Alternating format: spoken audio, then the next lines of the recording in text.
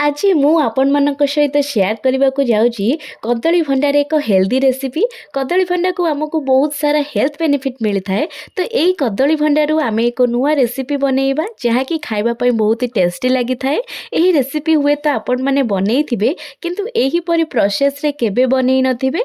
थरे मो स्टाइल रे बनातु ये रेसिपीटी को ताहले आपण मैंने वीडियो को प्रथम रु शेष जाके देखंतु। सब टिप्स आउ ट्रिक्स आपण मानक सह शेयर करिछि।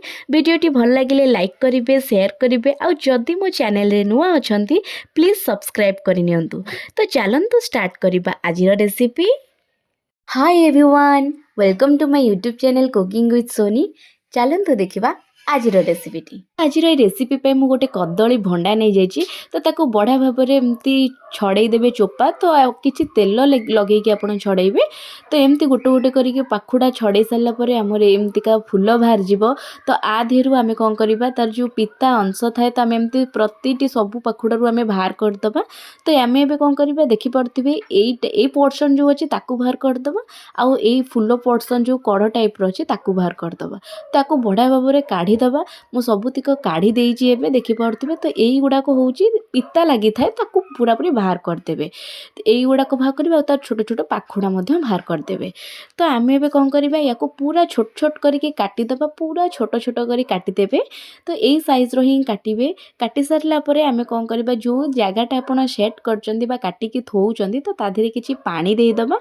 तो पानी देला परे आमे कौन करबा किछि हळदी गुंड पकेई दबा। तो कला न होबा पई आमे हळदी गुंड पकेई रखिबा।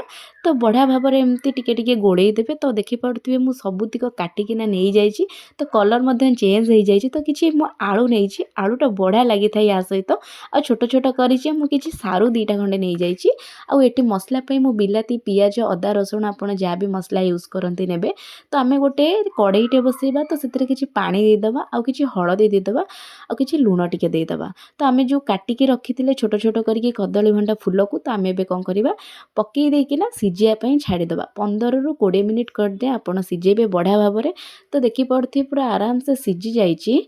तो एबे आमे कोन करबा ताको गोटे स्टेनर सहायता रे आमे ताको बढ़िया भाव में पानी बाहर करदबा। तो ताको चुपुड़ी के एमती गोटे गोटे शेप बनैकिना रखिदबा। तो देखि पड़थि पूरा मोर एई जाइछि एई शेप रे ही आपण बढ़िया भाव में चुपुड़ी किना रखिदेबे। तो आमे सेति पई गोटे कप मु मुग डाली ऐड करिछि। तो आउ आमे किछि मसला नहीं जाइछे जोटा मु आपण मान को कहिथिली पियाज रसुण अदा बिलाती किछि नहीं जाइछे। तो से मुग डाली को आमे बढ़िया भाव में भाजी दबा। तो पूरा पूरी बढ़िया भाव में भाजी सारला पर्यंत देखि पारथिबे एतिकी ही रखिबे बेसी कुक करिवे नाही। तो आमे ताको पानी देके रखिदबा।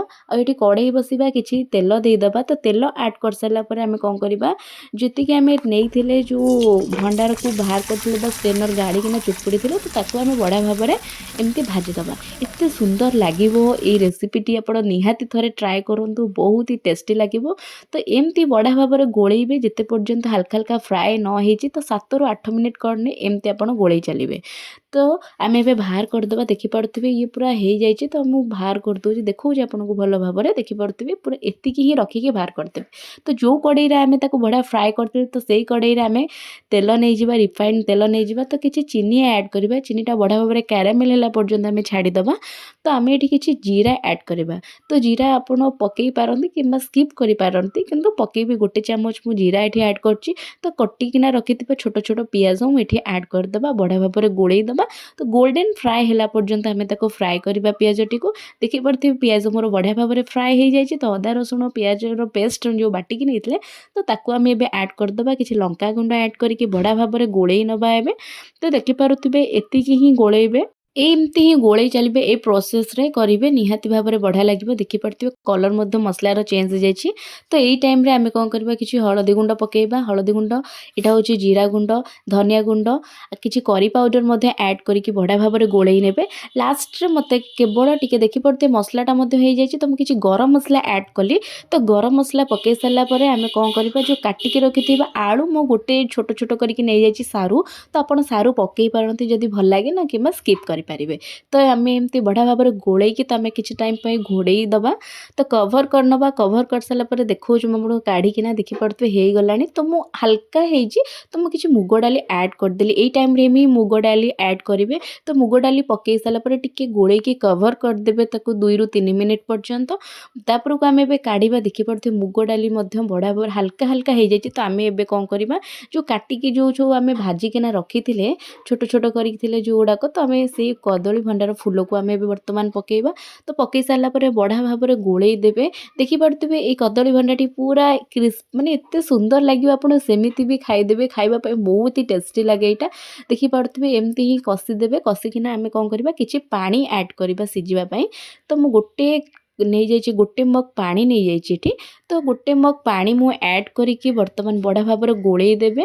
କୁକ୍ ପାଇଁ ଆପଣ ଛାଡ଼ିଦେବେ 15ରୁ 20 ମିନିଟ୍ ପର୍ଯ୍ୟନ୍ତ ପୁରା କୁକ୍ ପାଇଁ ଛାଡ଼ିଦେବେ। ଯେହେତୁ ଆମେ ଆଳୁଟା ପକାଇଛେ ସିଝି ନାହିଁ, ତ ଆପଣ ଚାହିଁଲେ ଏଠି ଆଳୁଟା ଫ୍ରାଏ ମଧ୍ୟ କରିକି ନେଇପାରିବେ, ତେଲରେ ଛାଣିକି ମଧ୍ୟ ନେଇପାରିବେ। ତ ଆମେ ଏବେ କ'ଣ କରିବା, ବଢ଼ିଆ ଭାବରେ କଭର୍ କରିଦେବା। ତ ଆମେ 5ରୁ 7 ମିନିଟ୍ ପର୍ଯ୍ୟନ୍ତ ଛାଡ଼ିଦେବା। ଦେଖିପାରୁଥିବେ ଏବେ ମୋର ହାଲକା ହାଲକା ହେଇଯାଇଛି। ତ ଆମେ ଆହୁରି 5-6 ମିନିଟ୍ ପର୍ଯ୍ୟନ୍ତ କୁକ୍ ପାଇଁ ଛାଡ଼ିଦେବା। ତ କଲର୍ ମଧ୍ୟ ଦେଖିପାରୁଥିବେ ଚେଞ୍ଜ ହେଇଯାଇଛି ଆଉ ବଢ଼ିଆ ଭାବରେ ଫୁଟୁଛି ତରକାରୀଟି। ତ ମୁଁ ଆପଣଙ୍କୁ ଗୋଳେଇକି ଦେଖାଉଛି କେମିତି ହେଇଛି ତରକାରୀଟି ମୋର। ବଢ଼ିଆ ଟେକ୍ସଚର୍ ଆସିଲାଣି। ତ ଆମକୁ କୁକ୍ ପାଇଁ ଟାଇମ୍ ଲାଗିବ। ତ ଦେଖିପାରୁଥିବେ ତ ଆମେ ଆହୁରି 5ରୁ 7 ମିନିଟ୍ କ'ଣ କରିବା, କୁକ୍ ପାଇଁ ଛାଡ଼ିଦେବା। ତ 5-7 ମିନିଟ୍ ପର୍ଯ୍ୟନ୍ତ ଆମେ କ'ଣ କରିବା, ଏବେ କିଛି ଆଡ଼୍ କରିବା। ତ କିଛି ଗରମ ମସଲା ଆମେ ଆଡ଼୍ କରିନେବା। ତ ଏବେ ଆମେ ବଢ଼ିଆ ଭାବରେ ତାକୁ ଗୋଳେଇ ଦେବା। ଦେଖିପାରୁଥିବେ କେତେ ସୁନ୍ଦର ଦେଖାଯାଉଛି ତରକାରୀଟି ମୋର ପୁରା ପରଫେକ୍ଟ କନସିଷ୍ଟେନ୍ସିରେ ଆସିଯାଇଛି। ତ ଆମେ ଏବେ କ'ଣ କରିବା, ମୁଁ ଆପଣଙ୍କୁ କ୍ଲିୟରଲି ଦେଖାଉଛି ତରକାରୀଟି କେତେ ସୁନ୍ଦର ଦେଖାଯାଉଛି। ଆମେ ଯେଉଁ ଫୁଲ ଗୁଡ଼ାକ ପକାଇଥିଲେ ମଧ୍ୟ ସିଏ ବି ବଢ଼ିଆ ଭାବରେ ସିଝି ଯାଇଛି। ତ ଏଇ ତରକାରୀଟି ଯେତିକି ସୁନ୍ଦର ଦେଖାଯାଉଛି, ଖାଇବା ପାଇଁ ମଧ୍ୟ ସେତିକି ଡେଲିସିୟସ୍, ଏତେ ଟେଷ୍ଟି ଲାଗିବ ଆପଣ ବିଲିଭ୍ ବି କରିପାରିବେନି।